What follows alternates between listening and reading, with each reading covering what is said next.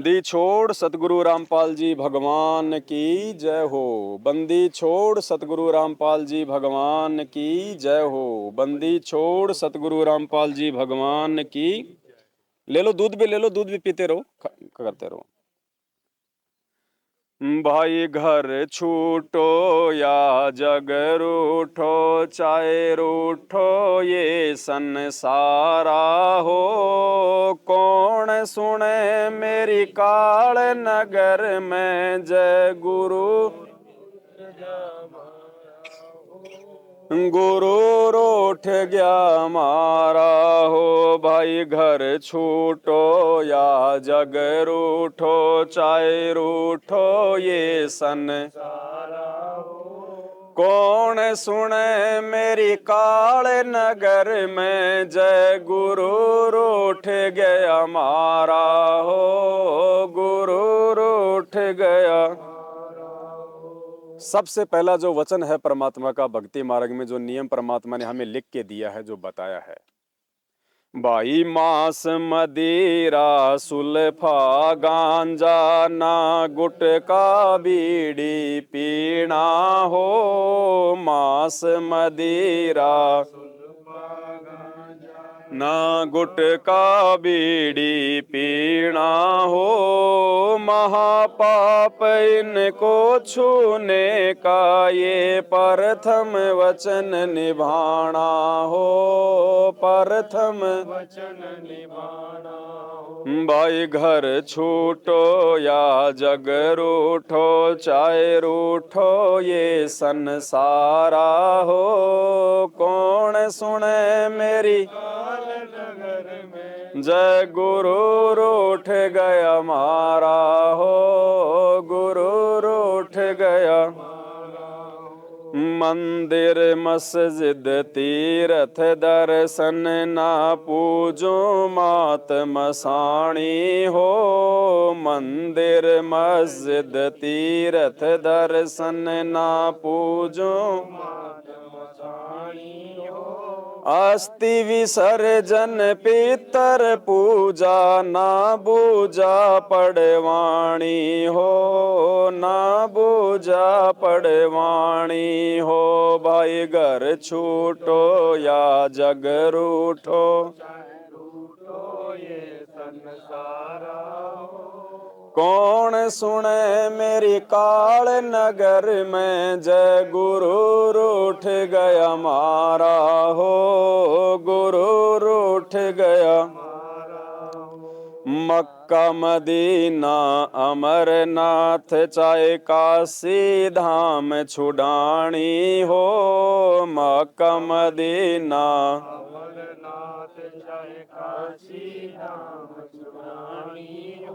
सिवा गुरु के और जगत में ना करनी पूजा पानी हो। ना करनी पूजा पानी हो।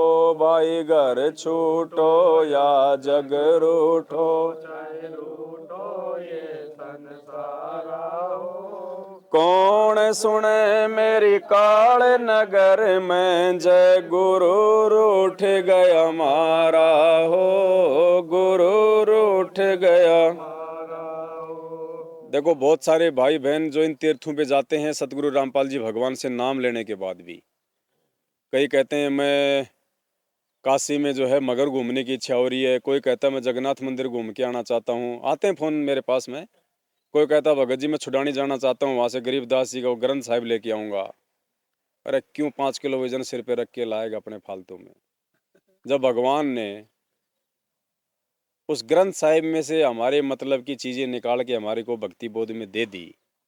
एक एक वाणी इतनी अनमोल है, उसका खुलासा जो किया है परमात्मा ने, क्या जरूरत पड़ेगी, हम क्या समझेंगे हम उस ग्रंथ साहिब को। परमात्मा ने एक सत्संग में बताया कि एक भगत आया मेरे पास में, बोले जी वो वेद मिल जाएंगे आपके पास चारों। तो गुरु जी बोले रे नालायक, पेट में दर्द है, गोली लेके अपना काम कर। हैं अब डॉक्टर को कह रहा है कि जी आपकी एमबीबीएस वाली पुस्तक मिल जाएगी मेरे को। अरे पेट में दर्द है, जो गोली बना के रख रखी वो तो खाई नहीं जा रही, पुस्तक पढ़ेगा। तो परमात्मा ने एक सत्संग में बताया कि ये गरीबदास जी महाराज जी की जो वाणियां हैं, जो एक ग्रंथ साहिब है, जिसका 3 दिन का पाठ इन आश्रमों में किया जाता है, एक जंगल है, एक वन है, वन। इसमें हर प्रकार की वाणियाँ, हर प्रकार की इसमें जड़ी बूटियाँ हैं। और हमारे को क्या रोग है, हमारे मतलब की कौन कौन सी वाणियाँ हैं, वो परमात्मा ने उसमें से छांट छांट के, जैसे जो डॉक्टर होता है वो जंगल से बहुत सारी जड़ी बूटियाँ लेके आता है, और जो जिस रोग की होती है उसको कूट काट के उसका वो निकाल के जूस हर एक उसमें जो है बोतल में डाल देता है, और मरीज होगा खाली 2 ढक्कन पिएगा और अपना रोग से निवृत्त हो जाएगा। तो परमात्मा ने उस जंगल में से हमारी मतलब की औषधि निकाल के हमारे को भक्ति बोध में दे दी। अब वो भक्ति बोध का तो ढंग से पाठ किया नहीं जा रहा, वो तो मोबाइल में लगा के छोड़ देता है और बात करता है गरीबदास जी का वो ग्रंथ साहिब पढ़ने की। तो पुण्यात्मा, ये मूर्खता है।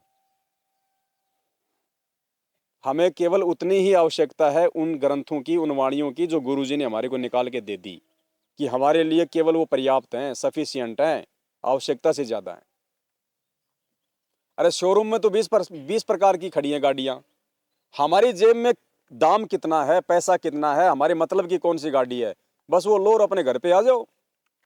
बाकी क्या मतलब है, वहां तो 50-50 लाख की गाड़ियां खड़ी है, 1 करोड़ की खड़ी है, और मन न लेनी एक 4 लाख की गाड़ी।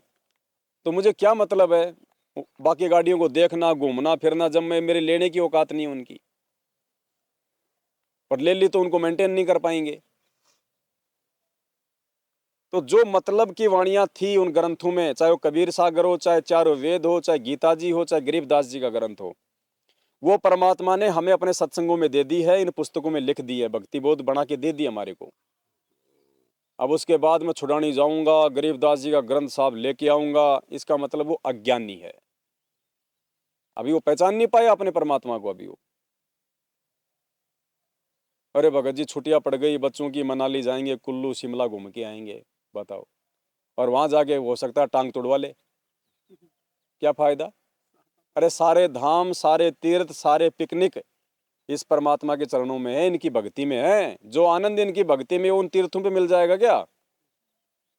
धक्के खाएगा, समय बर्बाद करेगा, श्वासें बर्बाद करेगा, पैसा बर्बाद करेगा, ना समय पे भक्ति कर पाएगा, और वहां के वो दृश्य देख के मन जो है वो विचलित हो जाएगा।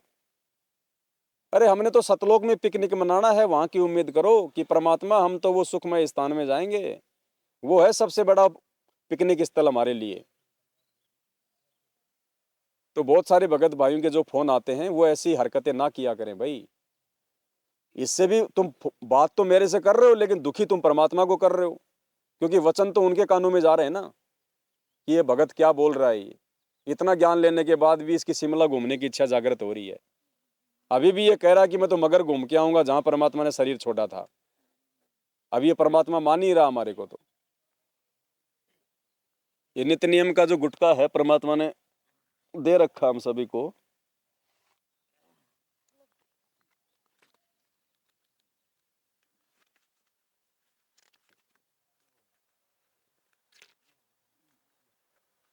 इसमें देखो पेज नंबर है ये 23, पेज नंबर 23, गुरु सेवा महात्म्य। क्या लिखा है परमात्मा ने? गंगा यमुना बद्री समेते जगन्नाथ धाम है जेते, भर में फल प्राप्त होए न जेतो, गुरु सेवा में फल पावे ते तो। कह रहे नालायक, सतगुरु की शरण में आने के बाद भी अगर तू ये सोचता है कि मैं गंगा यमुना में मैं स्नान कर लूंगा, मैं बद्रीनाथ अमरनाथ और केदारनाथ जाऊंगा, घूम के आऊंगा, जगन्नाथ जाऊंगा, कहते तू कहीं भी धक्के खा ले, भर में फल प्राप्त होए न ते तो, कि वहां घूमने पर भी तुझे उतना फल और उतना लाभ प्राप्त नहीं होगा भक्ति मार्ग का, गुरु सेवा में पावे फलते तो, जितना तू अपने गुरु जी की सेवा में प्राप्त कर लेगा। गुरु महात्म को वार न पारा, वर्णे शिव सनकादिक और अवतारा, गुरु को पूर्ण ब्रह्म कर जाने और भाव। पुण्यात्माओं, गुरु को ही पूर्ण ब्रह्म कर जाने और भाव कभू नहीं। यानी और हमारे मन में अगर आप एक नेक भगत हो, सच्चे भगत हो, यदि आप एक पतिव्रता आत्मा उस परमात्मा की, तो कहते हैं सतगुरु से नाम दीक्षा लेने के बाद में अपने सतगुरु को ही पूर्ण ब्रह्म मानना, पूर्ण परमात्मा मान के चलना। उसके अलावा तुम्हारे मन में ये भाव भी उत्पन्न नहीं होना चाहिए कि और भी कोई भगवान होगा। तो ये 13वें पंथ में संभव है, इस भक्ति में, सात संगति में।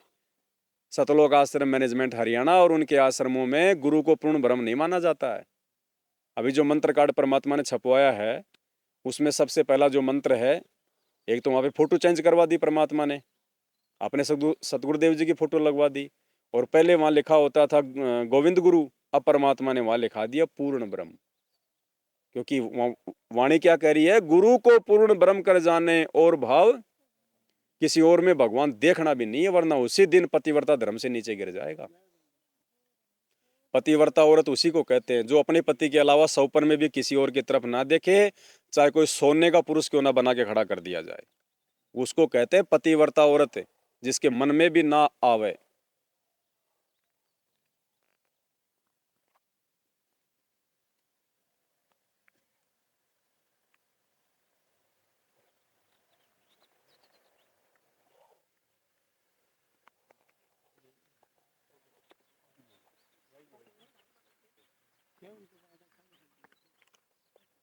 जैसे जो सच्चा भक्त होता है, उसने एक परमात्मा के नाम को स्वीकार कर लिया, ज्ञान ग्रहण कर लिया, तो वो फिर बाद में शंका नहीं करता अपने गुरुदेव के किसी भी क्रिया में, तो वो भक्त है। पतिव्रता उठे पतिव्रता के ना उठे, ये भरम कर्म की सूल, यानी उसके अंदर ये कांटा सा नहीं चुभता कि ऐसा नहीं करना चाहिए था, गुरुजी ने ऐसा कैसे कह दिया, ऐसा नहीं हो सकता, ये नहीं करना चाहिए था, ऐसा हो गया, फलान हो गया। कहते वो पतिव्रता यानी वो भक्त नहीं है। अपने गुरु जी की उठे नहीं, इस कर्म भ्रम की भूल, जो कर्म किया जा रहा है, सतगुरु जो कह रहे हैं, उसमें भ्रम पैदा करता है, उसमें अविश्वास करता है, वो दुष्ट आत्मा है। चाहे कितनी दान करे, कितनी भक्ति कर रहा है, नथिंग है उसके पास। जैसे काल उदाहरण दिया था आपको,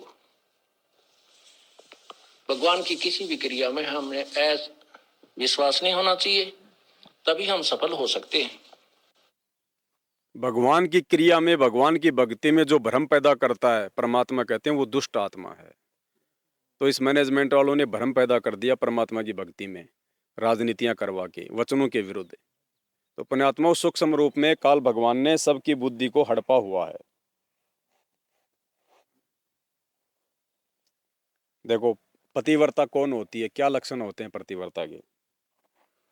जिस पति को अपनी पत्नी पर शंका हो जाती है, तो वो उनमें फिर प्रेम नहीं रहता। जिस पति को अपनी पत्नी पे शंका हो जाती है, फिर उनमें वो प्रेम नहीं रहता। अब यहाँ पे आध्यात्मिक मार्ग की बात कर रहे हैं परमात्मा, हम भगत हैं आत्मा, और ये हमारे जो सतगुरु हैं ये है परमात्मा, यानी हम इसकी पत्नी है और ये हमारा पति है। और कहते हैं जिस पति को, यानी जिस सतगुरु को अपने भगत पे शंका हो जाती है, फिर उनमें वो प्रेम, तो शंका पैदा कर रखी है उन सभी लोगों ने, उनके वचन तोड़ के, ज्ञान के विरुद्ध चल के। तो उनमें और गुरुजी में प्रेम नहीं है, आपस में बिल्कुल भी नहीं है। वो चाहे कितना दान धर्म कर लो, कितनी भक्ति कर लो, कितनी सेवा कर लो, कितने रैलियां निकाल लो, कितने जयकारे लगवा लो चाहे उनसे, लेकिन परमात्मा की तरफ से वो रिजेक्टेड है।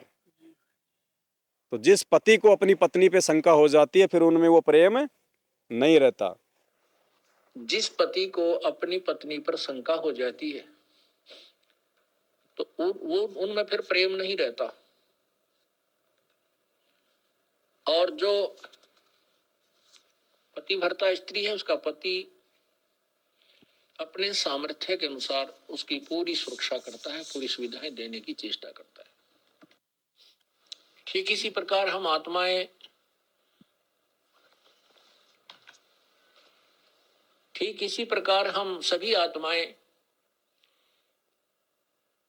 उस एक ही परमात्मा की हैं, वो हमारा पति है, सबका मालिक है। पति मीन मालिक, स्वामी, वो हमारा पति है। और हम जब तक उसमें पतिव्रता की तरह आस्था नहीं बनाएंगे, तब तक वो हमारी मदद, हमारी सहायता नहीं पूरी नहीं करेगा। जब हम पतिव्रता की तरह, उसके एक पतिव्रता का अर्थ है कि जैसे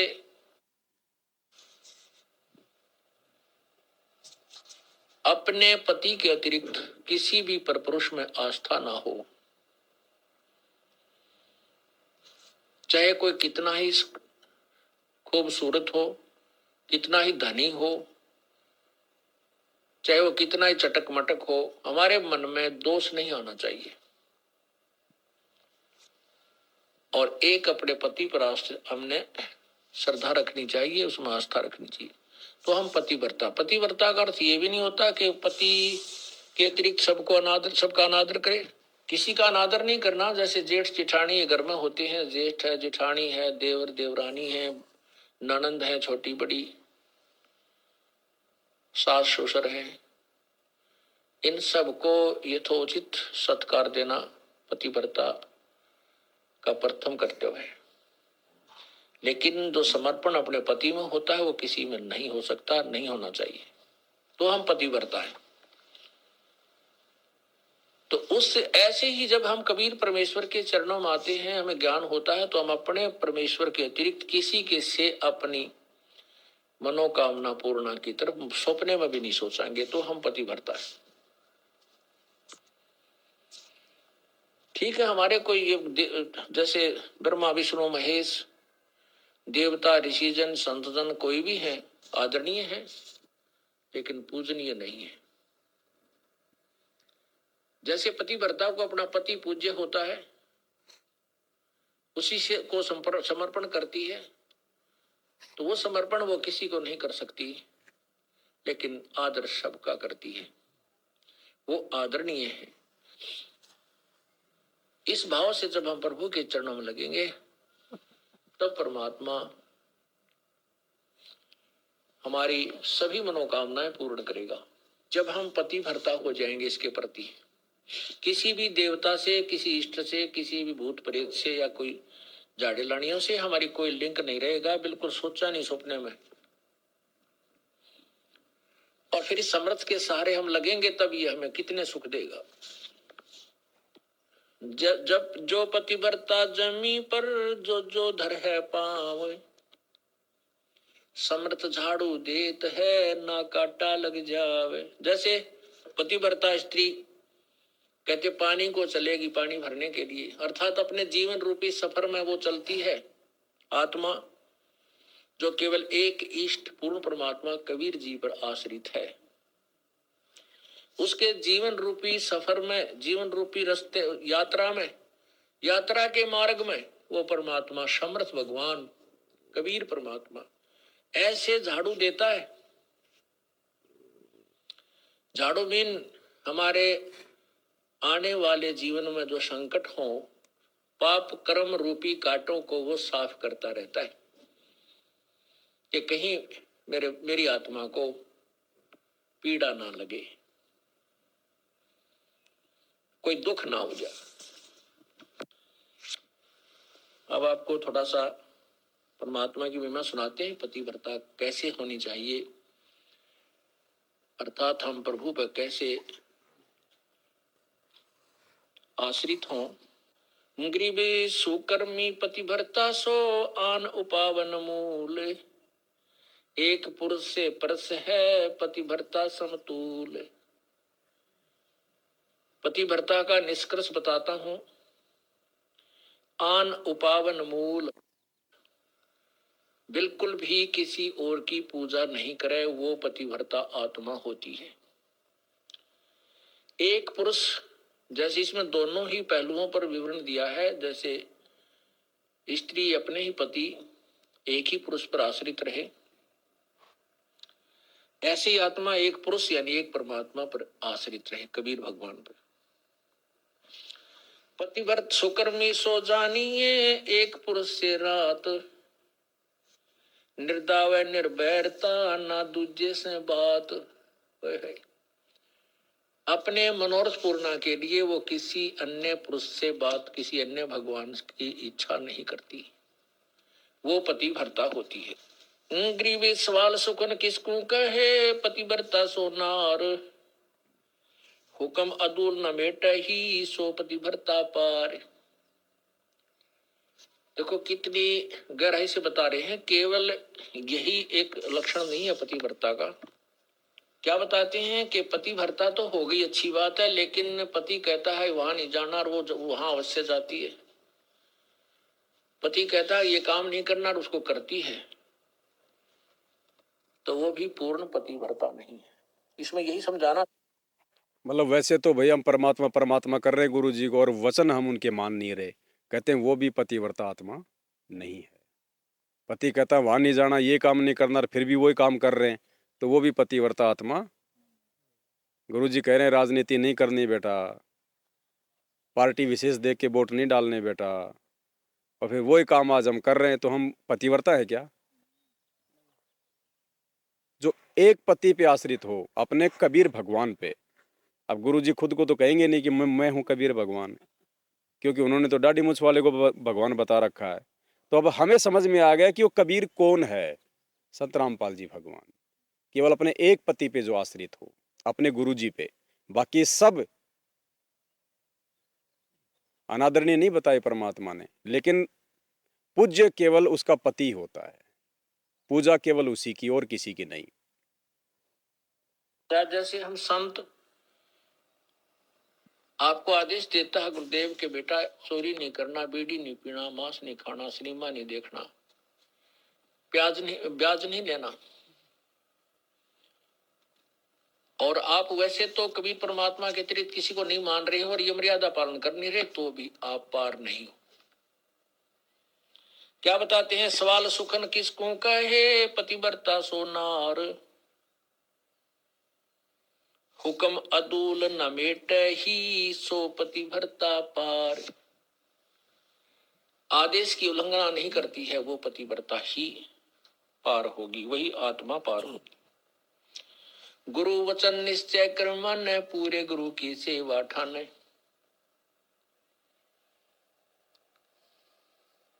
भाई जो गुरु वचन पे डट गे, रकट गे फंद 84 के, कट गे फंद 84 के, कट गे फंद 84 के।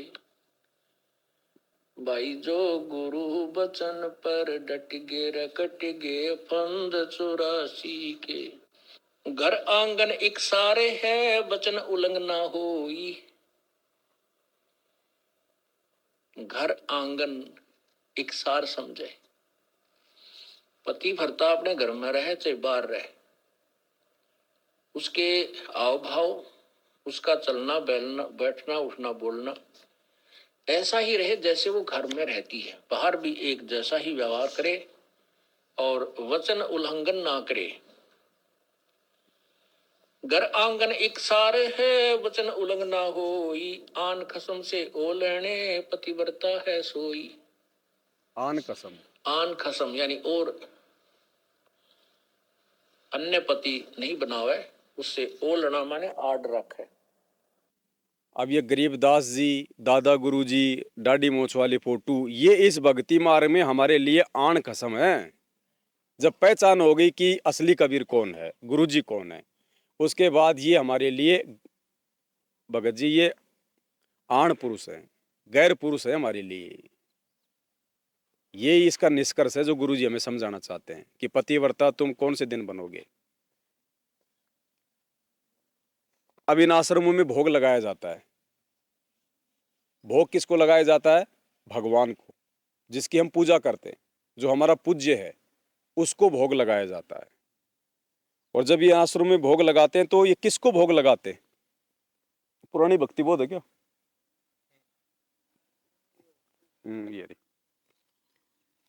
ये पुरानी भक्ति बोध है जो सतलोक आश्रम मैनेजमेंट हरियाणा वाले इसी हिसाब से अपनी भक्ति व्यक्ति करते हैं, जैसी भी वो करते हैं।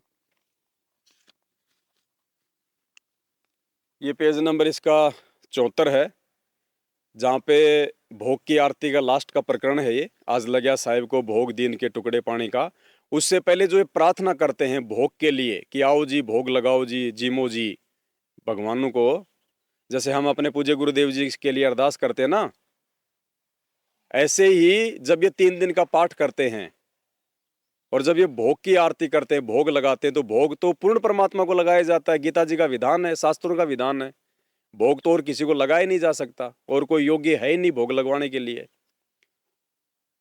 तो जब ये भोग लगाते हैं उन आश्रमों में, तो सारी तो ये फोटोएं लगाते हैं, गरीबदास जी की भी, डाडी मूछ वाले की भी, फिर डाडी मूछ वाले के चरणों में संत रामपाल जी भगवान की, दादा गुरु जी की, और फिर क्या अरदास करते हैं ये विचार करने की बातें पुण्यात्माओं, कि उन लोगों को भगवान की पहचान हुई या नहीं हुई अभी तक।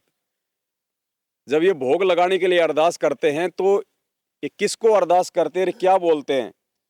सत्य पुरुष रूप बंदी छोड़ कबीर साहिब, वह उन्हीं के अवतार बंदी छोड़ गरीबदास जी महाराज, आपका भोग प्रसाद तैयार है, आप अपनी पवित्र रसना से इसे पवित्र तथा स्वीकार कीजिए। संत रामपाल जी का तो नाम ही नहीं है कि आपका भोग प्रसाद आपका तैयार है। अरे असली भगवान जो मतलब जिंदा रूप में धरती पे प्रकट है, आंखों के सामने है, जिस भगवान ने ज्ञान दिया, नाम दिया। अब नाम डाडी मूछ वाले ने दिया क्या हमारे को? सत्संग डाडी मूछ वाले ने सुनाए हैं क्या, या फिर गरीबदास जी ने सुनाए आके सत्संग हमारे को? हमारे गुरु जी गरीबदास जी हैं क्या? तो कहते हैं जगत का पेख ना पेख्यार, धनी का नाम ना लेखा। धनी को तो याद भी नहीं किया, धनी को तो भोग ही नहीं लगाया जा रहा, क्योंकि धनी को तो धनी मानना ही नहीं जा रहा। जो इस दुनिया में नहीं है, जो वर्तमान में नहीं है, जो हमारे गुरु नहीं है, उनको भोग लगाया जा रहा है, फोटोओं को तो भोग लगाया जा रहा है, और जो जिंदा रूप में है उसका कोई नामो निशानी नहीं है। तो कहां से वो पाठ प्रकाश सफल हो जाएगा? कैसे फायदा मिलेगा उस पाठ का हमारे को? परमात्मा को तो हम भूले बैठे हैं। तो ये 12वें पंथ की है, ये भक्ति बोध, ये सतगुरुदेव जी ने छपाई थी दादा गुरु जी के समय। ये 12वें पंथ की भक्ति की है, ये 12वें पंथ की भक्ति बोध है ये। और 13वें पंथ की भक्ति बोध में परमात्मा ने क्या लिखवाया है, जो अब सात संगतियों के माध्यम से जो अब छपी है। इसमें जब हम भोग प्रसाद की आरती करते हैं और जब हम प्रार्थना करते हैं भोग लगाने से पहले, तो देखो इसमें परमात्मा ने पेज नंबर 82 पे लिखवाया है, भोग की प्रार्थना में, हे परमपिता परमात्मा, सारी सृष्टि के रचनहार, कुल मालिक, कबीर परमेश्वर, सतगुरु रामपाल जी भगवान, आप जी का भोग प्रसाद तैयार है, अपनी पवित्र रसना से इसे पवित्र करने की कृपा करें। हे परमेश्वर, भोग प्रसाद बनाते समय, लगाते समय या भोग की आरती करते समय हम तुच्छ बुद्धि जीवों से कोई त्रुटि रही हो तो हमें तुच्छ जानकर अक्षमा करें परवरदिगार। यहाँ ना कोई गरीबदास जी है, ना कोई डाडी मूछ वाला कोई कबीर साहब है। यहाँ पे लिखा है कि कबीर परमेश्वर सतगुरु रामपाल जी भगवान। सतगुरु रामपाल जी भगवान का जो वैदिक नाम है, जो वेदों में नाम है, वो है कबीर। ये इनका वैदिक नाम है इस परमात्मा का। ये ना समझो कि वो कबीर नाम से आएगा तो ही वो भगवान सिद्ध होगा, तो ही वो भगवान माना जाएगा। अगर वो कबीर नाम से आएगा तो ही भगवान माना जाएगा, तो फिर सतयुग वाले सतसुकृत कौन थे? त्रेता में जो मुनिंद्र रूप में आए थे वो कौन थे? द्वापर में जो करुणामय रूप में आए थे वो कौन थे? फिर गरीबदास जी का नाम क्यों लेके भोग लगाते हैं ये लोग? फिर अनामी लोक में जो अनामी पुरुष नाम से बैठा वो कौन है? फिर वो तो कबीर नाम तो है ही नहीं। अगम लोक में जो अगम पुरुष के नाम से बैठा वो कौन है? अलख लोक में जो अलख पुरुष के नाम से बैठा वो कौन है? सतलोक में जो सत्य पुरुष के नाम से बैठा वो कौन है? फिर इसका मतलब कबीर जी तो 650 साल पहले आए थे, बस वही भगवान है, बाकी तो है ही नहीं। और अगर वही भगवान है तो वो वर्तमान में है ही नहीं भाई, डाडी मूछ वाले रूप में, तो हमारा तो मोक्ष हो ही नहीं सकता। फिर हम क्यों फिर भक्ति कर रहे हैं? क्यों फिर हमें रातों को फिर ये जाग जाके अपनी आंखें फाड़ रहे हैं? पुण्यात्मा, भगवान को पहचानना पड़ेगा, उसके अनंत रूप हैं। शब्द स्वरूपी उसी को कहते हैं जो कोई भी रूप धारण कर ले, उसका एक रूप नहीं है उस परमात्मा का। शब्द स्वरूपी उसी को कहते हैं कि उस शब्द से परमात्मा कोई भी रूप अपना धारण कर लेता है, जब चाहे जहां वो प्रकट हो जाता है। सत्संगों में परमात्मा ने स्पष्ट किया हुआ है कि वो परमात्मा सतयुग में सतसुकृत नाम से आए, त्रेता में मुनिंदर नाम से आए, द्वापर में करुणामय नाम से आए, और कलयुग में अपने वास्तविक नाम कबीर देव के नाम से आए। फिर आगे गुरुजी कह रहे कि आगे भी वो परमात्मा आता रहेगा भिन्न भिन्न रूप और भिन्न भिन्न नाम धारण करके। तो वर्तमान में वो परमात्मा संत रामपाल जी का नाम धारण करके आ गया। 350 साल पहले वो गरीबदास जी का जो है नाम और रूप लेके आया था। और हम इनको क्यों भगवान मान के पूजे भाई? जब वर्तमान में पहचान हो गई कि परमात्मा ये है, तो हम उनको क्यों पूजे भाई? पूजा तो केवल एक ही करनी है।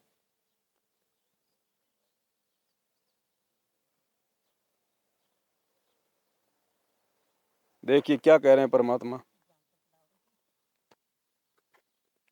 ये तो शुरू से ही ऐसे थे बंदी छोड़, आज के कोना सतयुग से चले आ रहे हैं, सतयुग से पहले के भी हैं। ये तो जब कुछ भी नहीं था तब भी बंदी छोड़ कबीर साहब थे, गरीबदास जी थे। सतसुकृत नाम से सतयुग में आए, त्रेता में आए मुनिंदर नाम से, द्वापर में करुणा में नाम से, और कलियुग के अंदर बंदी छोड़ आज कबीर नाम से आए। अवतार तो इनके और भी होते रहेंगे, जैसे गरीबदास जी उन्हीं का अवतार थे, लेकिन महिमा कबीर साहब की रहेगी। एक नाम ही चलता है इनका, शक्तियां उनकी आती रहेंगी, नाम बदलते रहेंगे, समय समय पर आकर के अपनी हंसों को फिर इकट्ठा करते रहेंगे। हम तो बंदी छोड़ के नौकर हैं। अब देख लो, अब फिर अपने आप को छुपा देते हैं कि हम तो बंदी छोड़ के नौकर हैं। शक्ति वो रहेगी, नाम बदल बदल के आते रहेंगे अपने हंसों को जगाने के लिए। जैसे गरीबदास जी उन्हीं के अवतार बता दिए, तो फिर आज संत रामपाल जी कौन है फिर? और गरीबदास जी को कह रहे तो परमात्मा थे, ये तो सतयुग से पहले भी थे, फिर ये कौन है फिर? वो भी तो माता पिता से आए थे, उनकी भी माता का नाम रानी देवी था, बलराम धनखड़ था उनके पिता का नाम। वो भी तो जाट परिवार में थे, वो भी तो किसान थे, खेतों में काम करते थे। उन्होंने भी शादी करी, 4 लड़के 2 लड़कियां थी। जब वो भगवान हो सकता है, बंदी छोड़ हो सकता है, सतयुग से पहले वाला हो सकता है, तो आज ये परमात्मा क्यों नहीं हो सकता? सतगुरु रामपाल जी भगवान ये बंदी छोड़ क्यों नहीं हो सकता भाई? जब गरीबदास जी लीला कर सकते हैं शादी करने की, बच्चे पैदा करने की, तो ये क्यों नहीं कर सकते? कहने का मतलब है अब हमें परमात्मा ने पहचान अपनी पूर्ण रूप से करवा दी है, और अब हम सभी भाई बहनों ने धोखा नहीं खाना। अब हमने तो भाई हमने कहीं भी किसी भी मक्का मदीना अमरनाथ चाहे छुडानी गंगा जमुना शिमला ऊटी मनाली बहुत घूम लिए। अरे क्या घूमेंगे आज हम? आज अगर घूमने भी जाएंगे तो इस कंगाली में किसी से 5-10 हज़ार रुपये का कर्जा ही होगा हमारा। और जब पहले हम राजा महाराजा थे तो हम लोग मतलब फ्री ना घुमा करते थे। जैसे आज नरेंद्र मोदी देश का प्रधानमंत्री राजा है, आज उसका विमान हमेशा तैयार रहता है, चाहे वो किसी भी देश में घूम लो, कहीं भी चले जाओ। तो ऐसे जन्म तो हमने बहुत भोग लिए, कोटि जन्म तू राजा की, ना मिटी ना मन की आशा। ये इच्छाएं कभी पूरी नहीं हो सकती। तो ये सारी इच्छाएं तो परमात्मा के चरणों में इस भक्ति से ज्ञान से पूरी होंगी। और अगर फिर वो पिकनिक भी मनाना है तो फिर वो सतलोक में मनाएंगे। फिर वास्तविक जगह तो वो है फिर वो पिकनिक मनाने की। तो वहां की उम्मीद करो। अगर हम सुख ढूंढते रहे, अच्छाई बुराई ढूंढते रहे, देखो वहां जाएंगे तो हमारे भाव भी वैसे बनेंगे। मान लो अगर हम मान लो यदि हम शिमला घूमने चले गए, भगत भी है और हम शिमला भी घूमने चले गए, तो वहां जाएंगे तो वहां क्या मिलेगा आपको? वहां पे खूबसूरतियां मिलेंगी आपको, वहां पे अच्छी अच्छी चीजें मिलेंगी देखने को, खूबसूरती मिलेगी, बढ़िया मौसम, आत्मा गदगद हो जाएगी, आनंद आएगा। तो हम क्या कर रहे हैं? हम तो यहीं पे सुख ढूंढ रहे हैं। इसका मतलब हम सतलोक में सुख नहीं ढूंढ रहे, हम तो इस गंदे लोक में ही हम सुख ढूंढ रहे हैं। तो परमात्मा लेके क्यों जाएगा कि बेटा तू तो यही है, तू तो बहुत अच्छा बता रहा है, तू तो इन चीजों को, तुझे तो यही आनंद आ रहा है जो है ये घूमने फिरने में। एक बार परमात्मा ने बताया कि दादू जी को और कुछ आत्माओं को परमात्मा विमान में बैठा के सतलोक ले जा रहे थे। तो एक जो भगत था वो भेड़ बकरी चराया करता था। अब पहले ना तो कोई 20-30 मंजिल की बिल्डिंग होती थी, ना कोई हेलीकॉप्टर होते थे जो भाई कभी ऊपर के जावे तो नीचे का दृश्य दिखाई दे जाए। अब पहली बार वो जहाज में बैठ के परमात्मा के वो जाने लगा ऊपर से, तो पहले तो जंगल उंगल बहुत होते थे और ऊपर से तो हरियाली बहुत अच्छी लगती है। अब जैसे यहाँ हम बैठे हुए हैं, यहाँ तो ये सूखा साखा है। इसी चीज को अगर कैमरे में कैद करके अगर फिल्म में दिखा दिया जाए तो कहेंगे वाओ ब्यूटीफुल पैलेस, क्या शानदार जगह है, जबकि यहाँ पे सुअर नाक रगड़ते फिरते हैं। तो जब वो भेड़ बकरियां चराने वाला जंगल में वो बनी में जो भेड़ बकरी चराता था सारा जिंदगी, उस विमान में जब वो ऊपर जा रहा था तो नीचे से वो गांव दिखाई दिया उसको। तो नीचे तो हरा भरा और शानदार। वो बोले हो क्या शानदार जगह है। इतना कहते हुए ऑटोमेटिक जहाज से नीचे नीचे गिर गया। अब दादू जी बोले परमात्मा परमात्मा, बोले वो नीचे गया। बोले भाई अभी तो उसको यही अच्छाई दिखाई दे रही है, बोले उसको यही बहुत अच्छा लग रहा है अभी तो ये गंदा लो की, तो अभी इसकी इच्छा है यहाँ पे, तो अभी इसको यहीं रहने दे, जब इसकी इच्छा पूरी हो जाएगी बाद में देखेंगे इसको। तो इन जगहों पर यदि हम जाएंगे घूमने फिरने, मंदिरों में, इन मस्जिदों में, इन गुरुद्वारों में, इन तीर्थों पे, ये मगर में फलाना दिखना, तो वहां हमारे मुंह से उनकी प्रशंसा निकलेगी, जो है निकलेगी। और प्रशंसा यदि निकल गई अपने भगवान के अलावा किसी और की, तो उसी समय हम फेल हो जाएंगे। परमात्मा देख लेगा अभी तो इसको यहीं पे बहुत अच्छा लग रहा है, ये गंदा लोग की इसको बहुत अच्छा लग रहा है, पिकनिक की जगह लग रही है इसको, मौज मस्ती की जगह यहीं पे ढूंढ रहा है, इसको सतलोक की इच्छा नहीं है, इसको छोड़ देगा परमात्मा। तो क्यों हम ऐसी गलती करें। अरे सारे धाम तीर्थ सतगुरु के चरणों में है। जो सुख परमात्मा के चरणों में मिलेगा वो कहीं नहीं मिलेगा। सच्चा सुख मिलता है भगवान तुम्हारी भक्ति में, पहले प्रार्थना करते थे हम स्कूल में। है कहीं और कोई सुख, कोई सच्चा यहाँ पे। तो कहते मक्का मदीना अमरनाथ चाहे काशी धाम छुड़ानी हो, सिवा गुरु के और जगत में ना करना ही पूजा। तो ये आश्रमों में भोग लगाते हैं, वहां तो गरीबदास जी की पूजा कर रहे हैं, डाडी मूछ वाले की पूजा कर रहे हैं, उनको भोग लगा रहे हैं। तो गुरु जी का तो नाम ही नहीं है उस भोग की वाणी में। और जबकि वाणी क्या कह रही है, आज लग्या साहिब को भोग दीन के। अब साहिब इनको समझ में नहीं आ रहा कौन है, और उसी वाणी में फिर आगे ये क्या गा रहे हैं, हम विनती करते जी गुरु जी थारे आगे साहिब थारे। गुरु ही साहिब है, गुरु जी थारे आगे साहिब थारे। गुरु को भोग लगा रहे हैं और गुरु का नाम भी नहीं ले रहे कि गुरु जी आपका भोग प्रसाद तैयार है। वो 12वें पंथ की भक्ति है पुण्यात्मा। 12वें पंथ में काल फुरमाना, भूले जीव ने जाए ठिकाना। ये 13वें पंथ की भक्ति है। सारा अंधियारा मिट गया, परमात्मा ने उजियारा कर दिया, दूध का दूध, पानी का पानी कर दिया। अब यदि हम अपनी मनमर्जी से अगर इस मार्ग से दूर हो जाएंगे तो बात अलग है, हमारी अपनी कमजोरी होगी, बाकी परमात्मा ने कोई कमी नहीं छोड़ी है। भाई नियम चतुरथ गुरु की आज्ञा, चाहे काट के शीस चढ़ाना हो। नियम चतुरथ गुरु की आज्ञा, चाहे काट के शीस चढ़ाना हो। दान धर्म चाहे यज्ञ हवन हो, सतगुरु से आज्ञा पाना हो। सतगुरु से आज्ञा भाई घर छूटो या जग रूठो, चाहे रूठो ये संसारा हो। कौन सुने मेरी काल नगर में, जय गुरु गुरु रूठ गया। तो देखो आप और हमारी जो बात हुई थी 10वें अंश के ऊपर, दान ज्योति और पाठ के पैसों के ऊपर, कि अपने गुरुजी से प्रथम तो आज्ञा लेना, उसके बाद अपने गुरुजी के चरणों में ही वो पैसा समर्पित करना। और जगजीवन की जो कथा थी उसमें भी परमात्मा ने यही समझाया कि परमात्मा अपने नेक कमाई का आधा भाग मैं आपके चरणों में समर्पित करूंगा। और परमात्मा ने भी उस सत्संग में बताया कि अपने गुरु को दान देने से पहले भी देख लेना कि कहीं उसको जो है वो गलत प्रयोग तो नहीं कर रहा।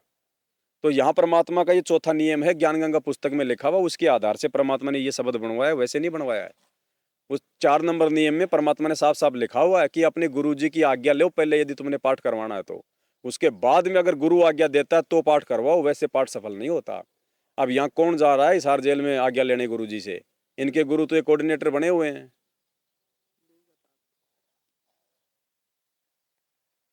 जूठा खाना ना कुछ पीना, चाहे हो अमृत का दाना हो। जूठा खाना ना कुछ अमृत का दाना हो। दुनिया से ती करे दोस्ती, काठ का फंद लगाना हो। काठ का फंद लगाना हो। भाई घर छूटो या जग रूठो, चाहे रूठो ये संसारा हो। कौन सुने मेरी काल नगर में, जय गुरु रूठ गया मारा हो, गुरु किसी का कोई जूठा खाना नहीं खाना हमने, बिल्कुल भूल के भी, चाहे कोई कितना प्यारा रिश्तेदार क्यों ना हो, उसके साथ एक ही थाली में खाना नहीं खाना, एक ही कटोरी में हमने सब्जी नहीं खानी। मतलब जूठा जो खाना हो जाता है वो बिल्कुल नहीं खाना मैंने उनके साथ में। पहले खाते थे, ज्ञान नहीं था, अज्ञानता थी। अब भी जब वो आएगा और पता चलेगा कि इसने तो नाम ले लिया, अब ये खा ही नहीं रहा, तो लोक लाज हमें सताएगी, ध्यान रखना। मान लोक लाज हमारे को सता सकती है, वो कहेगा राजा क्या है क्या, मैं कौन सा, मैं शराब तो पीता नहीं, बीड़ी पीता ही नहीं मैं यार, मैं तो खुद ही भगत हूँ। नहीं, वो चाहे कुछ ना खाए, कुछ भी ना पिए, अगर वो संत रामपाल जी भगवान से नाम दीक्षित नहीं है तो वो कोई भगत नहीं है। बाकी चाहे वो किसी का भगत हो और कितना अच्छा हो, चाहे वो भगत की श्रेणी में नहीं है। लोकलाज बिल्कुल नहीं करनी, साफ साफ मना कर दो जी, आप खाओ ना आराम से, मैं लगी खाऊंगा, मेरे गुरुजी का आदेश है बस। नाराज हो तो 1000 बार हो जाओ, और उसके साथ खाने से यदि गुरुजी नाराज हो गए तो वो रिश्तेदार तो 10 दिन बाद में फिर दांत निकालता हुआ आ जाएगा, अरे कोई बात नहीं, वो नाराज भी हो जाएगा 10 दिन बाद में, फिर वो तो हो जाएगा खुश। और ये भगवान नाराज हो गए तो ये जल्दी से खुश नहीं होता, फिर कई युग लग जाएंगे। तो कहते हैं लोकलाज नहीं करनी इन बातों में, जूठा खाना पीना कुछ नहीं, चाहे हो अमृत का दाना, चाहे अमृत ही क्यों ना हो, वो भी हमने जूठा नहीं करना। कोशिश करनी अपने बच्चों को भी उनके साथ खाने के लिए नहीं बैठाना, क्योंकि मर्यादा सबके लिए, चाहे बच्चा हो, चाहे जवान हो, चाहे बूढ़ा हो। दुनिया से ती करे दोस्ती, काठ का फंद लगाना हो। इस भक्ति मार्ग में अनुपदेशी के साथ में ज्यादा उठ बैठ, मौज मस्ती, फालतू की बातें बिल्कुल निषेध बताई परमात्मा ने। तुम्हारी भक्ति बिगड़ेगी, तुम्हारे भाव बिगड़ेंगे, कभी न कभी काल का दाव लगेगा, उसके चक्कर में आके तुम गलती कर ही दोगे। 6 मासी बरसो दिसरादा, ना कोई पिंड भराना हो। 6 मासी बरसो दिसरादा, ना कोई पिंड ना पंडित कोई कर्म कांड हो, इस जगत को है समझाना हो, इस जगत को है भाई घर छूटो या जग रूठो, चाहे रूठो ये संसारा हो। कौन सुने मेरी काल नगर में,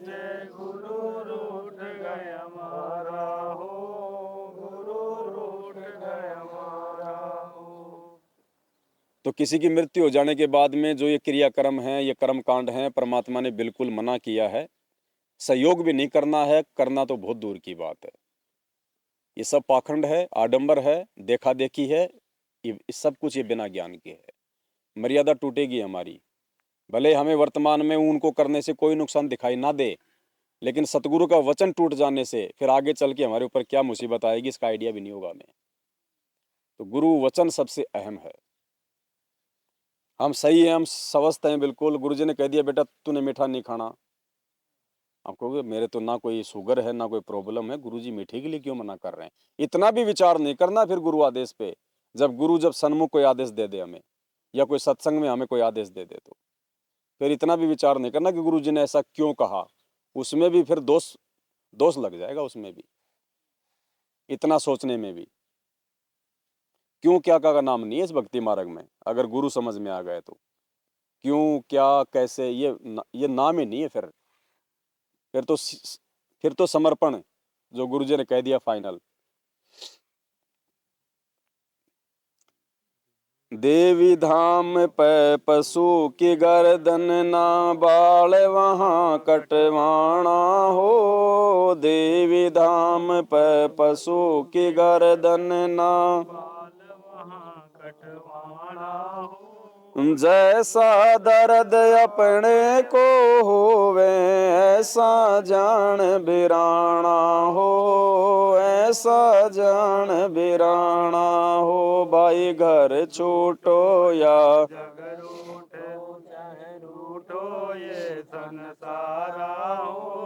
कौन सुने मेरी काल नगर में, जय गुरु रूठ गया हमारा हो, गुरु रूठ गया।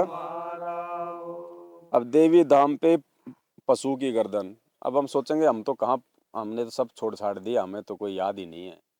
लेकिन जो नए भगत भाई बहन आते हैं, जो उन परंपराओं से निकल के आते हैं बड़ी मुश्किल से, जिनके घर में बलियां दी जाती हैं जानवरों की, या जैसे नेपाल में वो पशुपतिनाथ का मंदिर है, वहाँ तो पता नहीं कितने झोटे बकरे कटते हैं वहाँ पे।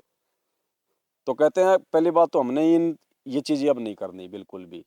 अपनी सुख सुविधाओं के लिए, अपने परिवार की सलामती के लिए किसी और जानवर की बलि देना सबसे बड़ा महापाप है। हमने उनको आत्मा समझना पड़ेगा। शरीर भिन्न भिन्न है, हम भी 84 लाख योनि में हैं। मनुष्य 84 लाख योनि से अलग नहीं है। 84 लाख योनि में ही एक योनि है, बस अन्य योनियों से परमात्मा ने थोड़ी सी भिन्न बना दी। हम भी 84 लाख में ही हैं। गधे के, कुत्ते के भी वो आँख नाक कान सारे अंग हैं। गर्मी सर्दी प्यास भूख सब लगती है उसको, काम जो है मतलब कि मोह माया सब उसको सताती है, जो हमारे को सताते हैं। पांचों विकार सब कुछ भाई, हमारे अंदर विकार ज़्यादा, उनमें विकार थोड़े जो है वो डाउन है, बस इतना ही है। तो हमने मतलब कोई सहयोग भी नहीं करना। कोई कह रहे यार ठीक है तू तो मत देना बलि, चलो बकरा लेके आते हैं यार, वो मेरे अकेले के बस में नहीं आएगा, तो वो भी गलत हो जाएगा। अगर बकरा लाने भी चले गए तो उसके साथ में सहयोग भी कर दिया, तो ऐसे क्रम में तो अगर आपका टेम्पू है गाड़ी चलाते और कहेगी चल भाई साहब, अरे तू डबल पैसे ले लियो यार किराए के, वो बकरे लाने उधर से कल को जाएंगे वो काटने के लिए, चाहे वो 1 करोड़ रुपया दे तुम्हें एक चक्कर का, तो भी नहीं जाना।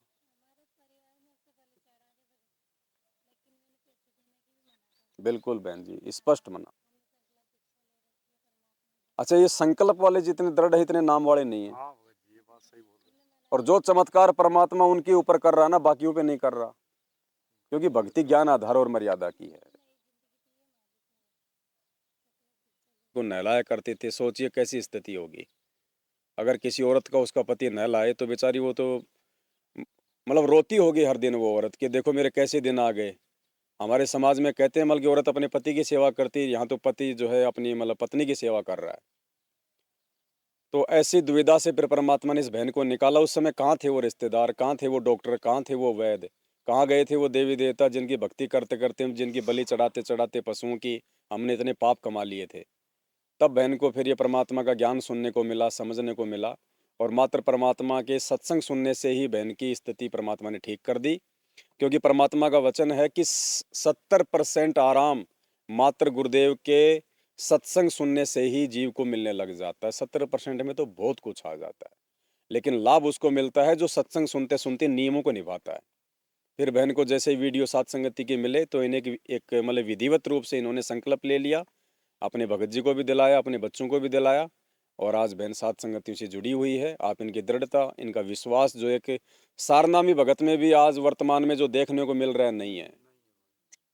तो पुण्यात्माओं, परमात्मा भी इसी बात पे जोर देते थे कि बच्चों पहले ज्ञान समझो, पहले मेरे मिशन को समझो, उसके बाद में नाम दीक्षा लो। भगवान कहीं भागने वाला नहीं है।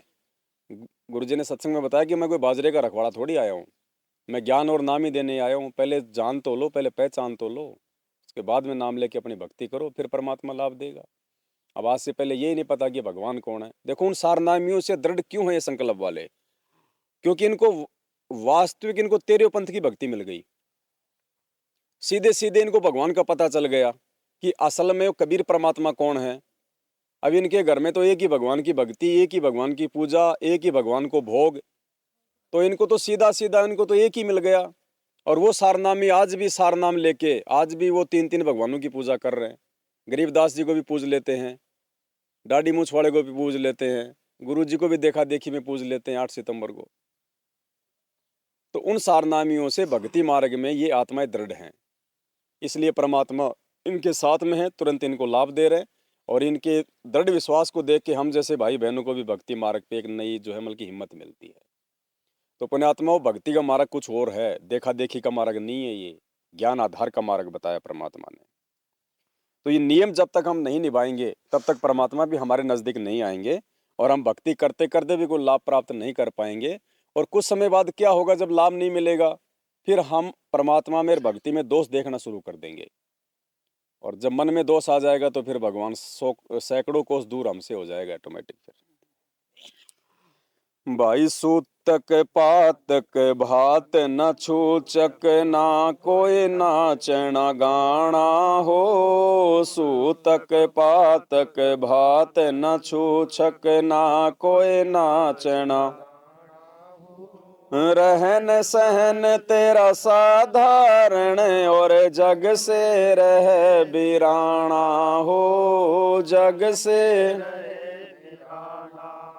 भाई घर छूटो या जग रूठो चाहे रूठो ये संसारा हो। कौन सुने मेरी नगर में जय गुरु रूठ गए हमारा हो। गुरु रूठ गए हमारा हो। तो परमात्मा ने ज्ञान गंगा में फिर लिखा है नियमों की श्रेणी में कि ये सूतक पातक, यानी जब किसी के कोई बच्चा पैदा होता है तो उस समय ये मतलब सूतक पातक बहुत ज़्यादा मानते हैं। तो परमात्मा कहते हैं हमने किन्हीं भी चीज़ों को महत्व नहीं देना है, हमारे लिए तो हर दिन एक समान है। तो ये सूतक पातक भात और ये भात जो भरते हैं ना ब्याह शादी वगैरह में, वो पाटड़े पे चढ़ते हैं, बहन उसको तिलक लगाती है, सबके सामने उसको नए नए कपड़े पहनाएगा, फिर वो जेब से पैसे निकाल के देगा। तो परमात्मा ने कहा कि हमने इन परंपराओं को तोड़ना है, ये व्यर्थ की परंपराएं हैं। भात पे जब भाई जब पटड़े पे चढ़ता है और बहन उसकी आरती उतारती है तो कहते हैं वो पूजा होती हो। और पूजा हमने केवल एक परमात्मा की करनी है, किसी और की पूजा नहीं करनी है, और ना किसी ने अपनी पूजा जो है वो करवानी है। तो इससे भी हमारी मर्यादा खंडित होती है, सतगुरु का वचन टूटता है। तो ना बात भरना है, ना बात भरने में कोई सहयोग करना है। छूछक, जब हमारी बहन के कोई बच्चा या जो है मतलब की बच्ची उत्पन्न होती है तो उसके जो कपड़े लेके जाते हैं उसको कहते हैं छूछक, जिसको पीलिया भी कहते हैं। तो हमने उन परंपराओं को बिल्कुल भी नए सिरे से जो है रिजेक्ट कर देना है। ना कोई नाचना गाना हो, किसी भी प्रकार की ड्रामेबाजी, जन्मदिन में, ब्याह शादी में नाचना गाना। अब परमात्मा ने इतना ज्ञान दे दिया, एक सेकंड में यहाँ पे क्या कर टूट जाए।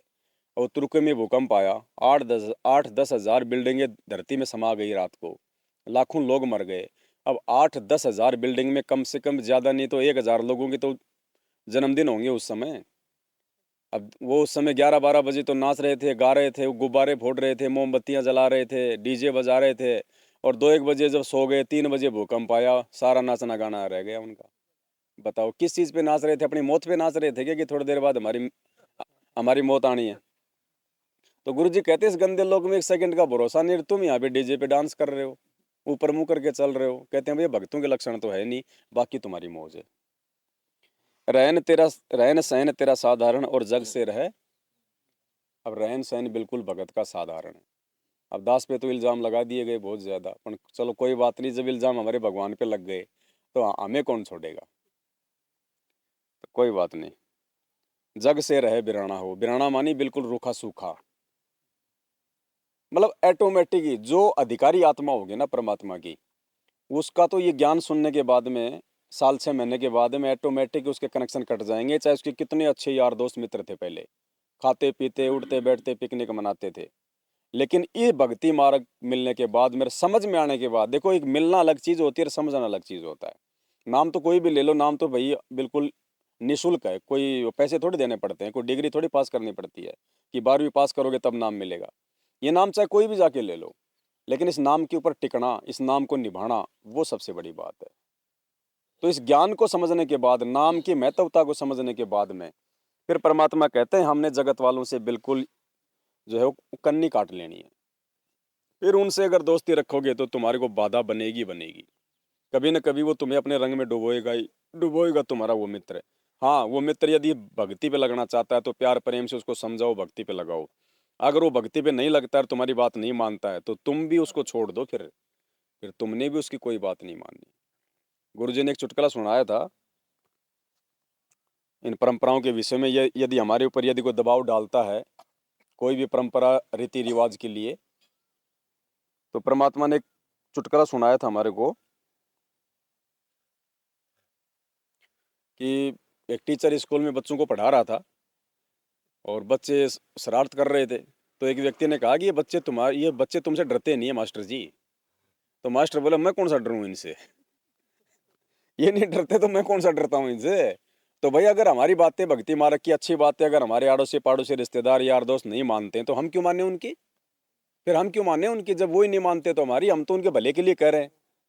जब वो अपने भले की बात को नहीं मान रहे तो फिर उनकी बिगड़ी हुई बातों को हम क्यों माने, फिर चाहे लाख बार नाराज हो जाओ। ने ऐसी मर्यादाएं फंसवा दी, हमारे चारों तरफ फैला दी और जकड़ रखा नो कति प्राणी को बुरी तरह। लेकिन विश्वास रखना इस मालिक के ऊपर, नाम लेकर संघर्ष शुरू करो।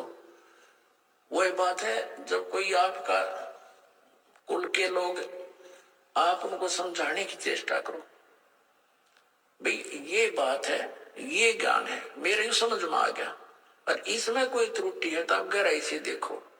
आपको त्रुटि लगे तो मुझे बताओ, मैं त्याग दूंगा, ना तुम आप भी लगो इस मार्ग को ग्रहण करो। तो वो नहीं मानते हैं तो आप जी ने भी उनकी बातों को नहीं मानना है, इतनी सी बात है। जैसे एक चुटकुला है कि एक टीचर था, अध्यापक बच्चे बैठा था और बच्चे वहीं उसकी क्लास में कोई शरारत कर रहा था, कोई कूद रहा था, कोई उछल रहा था। एक व्यक्ति ने जाके कहा कि मास्टर जी, ये बच्चे आपसे नहीं डरते, काहे का टीचर है?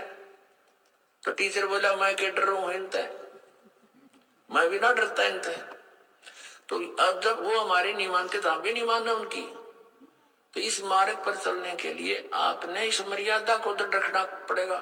कबीर साहब कहते हैं, जब लग हंसा हमरी आना और काल लगैनी तेरा बाना। जब तक ये हंस, ये पुण्यात्मा हमारी आन में, मर्यादा में रहेगी, तब तक काल तेरा अटैक नहीं हो सकता किसी भी प्रकार का। तो इसने पता है इस बात का, तो ये सबसे पहले उस मर्यादा को भंग करवाता है। और इस भक्ति मार्ग में ये मर्यादा ऐसी समझ लो जैसी ये लक्ष्मण रेखा थी। इसको जरा सी ना समझा, जो दास वचन बोल रहा है, इसको जरा सा ना समझना, बहुत गहराई से और बड़ी सख्ती से इसका पालन करना। जैसे सीता जी को कहा गया था कि ये एक रेखा खींच दी है, इससे बाहर ना जाना, तब तक आप पर यहाँ कोई भी जंगली जानवर या कोई लुटेरा बकवादी व्यक्ति आपकी हानि नहीं कर सकता। और वो तो चले गए दोनों भाई, जिस खोज में वो भेजे थे उसने, सीता जी ने। रावण आ गया एक साधु रूप बना के, आटा मांगने के लिए, भिक्षा लेने के लिए। रावण जब निकट आया रेखा के, उसको देखा कि इसमें बहुत जबरदस्त लपट निकली और तेरा मार डालेगी। वो 10 कदम पीछे गया, आवाज लगाई कि भाई भोजन दो, भिक्षा दे, ये क्या कर रखा तुमने जंतर मंतर में, तो हानि होगी होती मुझे। और तो उसने कहा कि भिक्षा ले जा महाराज। यहाँ के रावण निकट आया तो उसमें लपटा निकली, वो एकदम 10 कदम पीछे का। कहा माई भिक्षा देनी है तो बाहर आकर दे, नहीं तो ये कर दूंगा, वो कर दूंगा। अब सीता जी ने सोचा साधु संत है और क्या फर्क पड़ा है, अभी एक मुट्ठी आटा डाल लाती हूं। अब वो बाहर निकली, रेखा पार करके चलेगी आटा डालने के लिए। रावण ने पकड़ ली बाजू और लंका में जा पिटकी।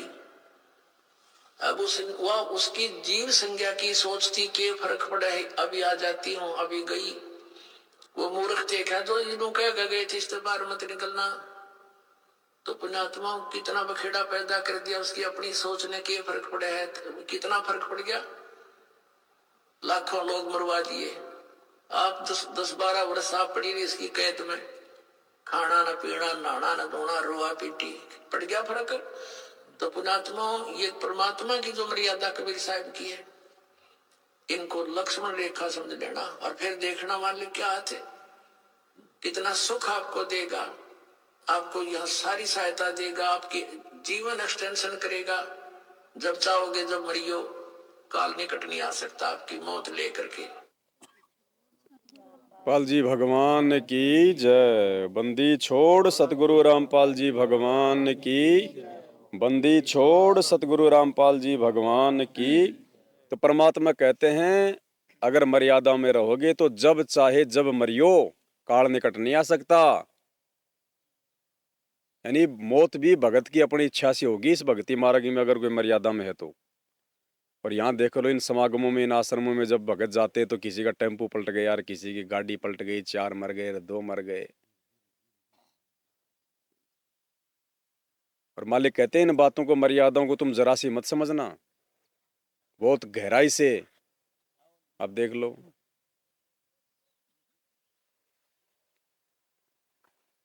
तो कहने का मतलब है इन चीज़ों का यदि हम पालन करेंगे और खाली ये पर्चा अपने घर पे ले जाके हमने दरबार में रख दिया और फिर कभी इसको पलट के देखा ही नहीं, तो कोई फायदा नहीं हो फिर। ना तो हमारी छापने की मेहनत का, ना यहाँ ये समझाने का, ना आपके ये पढ़ने का। इनको घर पे ले जाके दीवार पे परमानेंट ठोकने के लिए नहीं है, इसको दरबार में वैसे रख देना है। सुबह सुबह तो परमात्मा की ये मंगलाचरण के साथ में ये वाणियाँ बोलनी है, और दिन में ज़्यादा भी नहीं तो एक बार तो कम से कम 5 मिनट लगेंगे। इनको आंखों के आगे निकाल लो कि कहीं कोई त्रुटि तो नहीं हो रही है, इनमें से कोई मर्यादा तोड़ तो नहीं रहे हैं भाई, कहीं परमात्मा का वचन तो नहीं टूट रहा है, दोषी तो नहीं बन रहे हैं भगवान के। ये मूल मंत्र बना लो अपना, परमात्मा कहते हैं ना, ये मूल मंत्र बना लो अपना, ये मर्यादाओं को। आगे क्या बताया परमात्मा ने? सूतक पातक भात न छूछक, ना कोई नाचना गाना हो। सूतक पातक ना कोई नाचना गाना हो। रहन सहन तेरा साधारण, और जग से रह बिराना हो। जग से भाई घर छूटो या जग रूठो, चाहे रूठो ये संसारा हो। कौन सुने मेरी रूठ गया मारा हो। गुरु ताश खेलना फिल्म देखना, रिश्वत जहर समाना हो। ताश खेलना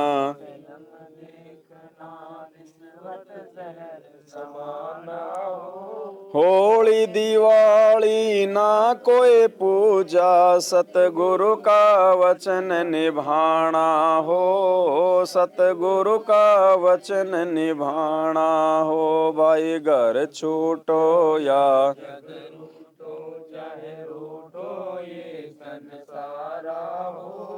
कौन सुने मेरी काल नगर में, जय गुरु रूठ गया मारा हो। गुरु ताश खेलना तो बहुत दूर की बात है, एक पत्ता भी किसी को उठा के नहीं देना है, पत्ता भी उठा के नहीं देना किसी को, क्योंकि वो फिर उसमें सहयोग माना जाता है। तो स्पष्ट लिख रखा परमात्मा ने ज्ञान गंगा में, ना ताश खेलना है, ना ताश खेलने वालों के पास में बैठना है। इससे भी हमारी मर्यादा भंग होगी। अब आप कहोगे यार ताश खेलना और बैठने में क्या दिक्कत हो गई, ना कुछ खा रहे, ना पी रहे, ना कोई और कुछ कर रहे, बैठे तो है, बैठने में क्या दिक्कत हो गई? भले कुछ भी दिक्कत नहीं हो रही उसमें, लेकिन सतगुरु ने एक वचन निकाल दिया कि तुमने ना खेलना, ना देखना, ना बैठना। तो वो वचन परमात्मा की एक नियम बन गया, एक मर्यादा बन गई, वो लक्ष्मण रेखा बन गई।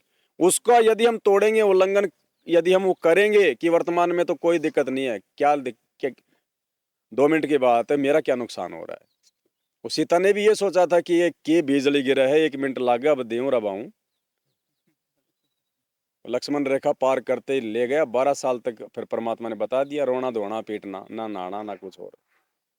18 करोड़ लोग मरवा दिए फिर उसने, और खुद भी फिर आके फिर जंगल में धक्के खाए। तो हमें नहीं पता इन बातों का, इसलिए सतगुरु कहते हैं कि जो बात हम बोल रहे हैं उन पे विचार, उन पे गौर। गुरु का वचन ही नियम है, और गुरु का वचन कोई छोटा बड़ा नहीं होता। जो गुरु जी ने वचन निकाल दिया कि ये काम नहीं करना तो नहीं करना, उसमें चाहे कितना नुकसान हो रहा है, चाहे हमारे को चाहे कितना फायदा होता दिखाई दे, बिल्कुल नहीं। तो उनका वचन तोड़ना ही उनकी मर्यादा तोड़ना है। तो हमने ये फालतू का इनसे कुछ नहीं करना, और परमात्मा ने मना इसलिए किया है क्योंकि हम वहाँ बैठेंगे तो वहाँ पे हमारा समय बर्बाद होगा, हमारे समय बर्बाद होगा, हमारे समाज से बर्बाद होंगी। भाई कहता हूँ कहीं जात हूँ, कहूँ बजा के डोल, श्वास जो खाली जात है 3 लोक का। तो हमने कितना नुकसान कर दिया वहाँ पे 10 मिनट बैठ के।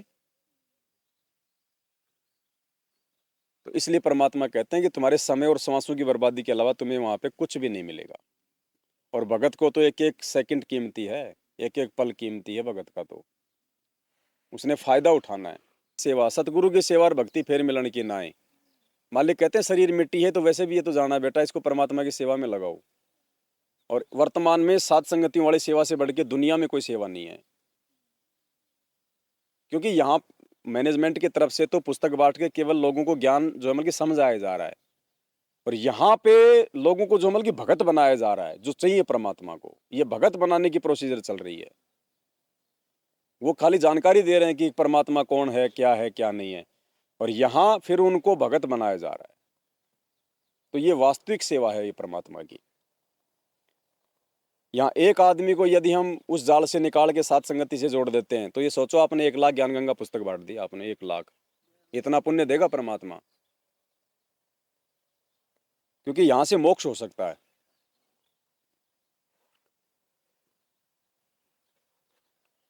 मात बहन सबकी एक जैसी, ना अपनी नीत डिगाना हो। मात बहन सबकी एक जैसी, ना अपनी ना लेना ना देना किसी को, इस दहेज का नाम मिटाना हो। इस दहेज का नाम मिटाना हो। भाई घर छूटो या जग रूठो, चाहे कौन सुने मेरी काल नगर में, जय गुरु रूठ गया मारा हो। गुरु मात बहन सबकी एक जैसी, ना अपनी नीत डिगाना हो। तो हमने इन बातों का विशेष ध्यान रखना है पुण्यात्माओं। परमात्मा बहुत ज़्यादा नाराज होता है, वो अंतर्यामी है, उसको बताने की जरूरत नहीं हम क्या कर रहे हैं। उसके कैमरे 24 घंटे सूक्ष्म रूप में हमारे चारों तरफ लगे हुए हैं, अंधेरे में भी काम करती है उसके कैमरे। गुरु की पूजा गुरु की सेवा, ना कोई गुरु समाना हो। गुरु की पूजा गुरु की सेवा, ना कोई गुरु समाना हो। प्रथम इनको दंडवत करना, बाकी सब परिणाम हो। बाकी सब परिणाम हो। भाई घर छूटो या जग रूठो, चाहे रूठो ये संसारा हो। कौन सुने मेरी काल नगर में, जय गुरु रूठ गया मारा हो। गुरु रूठ गया। गुरु की पूजा गुरु की सेवा, ना कोई गुरु समाना हो। प्रथम इनको दंडवत करना। अब उन आश्रमों में तो सबको दंडवत किया जाता है, ना करोगे तो भी, क्योंकि वहां तो वही फोटो मिलेगी गुरु गोविंद वाली, ऊपर भगवान और नीचे गुरु जी। आपने दोनों को दंडवत करना पड़ेगा। और वाणी क्या कह रही है परमात्मा की? नियम नंबर 17 ज्ञान गंगा पुस्तक में पढ़ना, उसमें कहते हैं केवल दंडवत अपने गुरु को ही करना है, अपने गुरु को ही, बाकी किसी को नहीं। बाकी जो भी फोटो हैं ये, चाहे चाहे गरीबदास जी की, चाहे दादा गुरु जी की, चाहे ये दाढ़ी मूछ वाली कबीर जी की, स्पष्ट कहा गुरु जी ने, इनको केवल प्रणाम करना है, दंडवत नहीं करना इनको। अब बताओ, अब वो 12वें पंथ की भक्ति है कि नहीं है?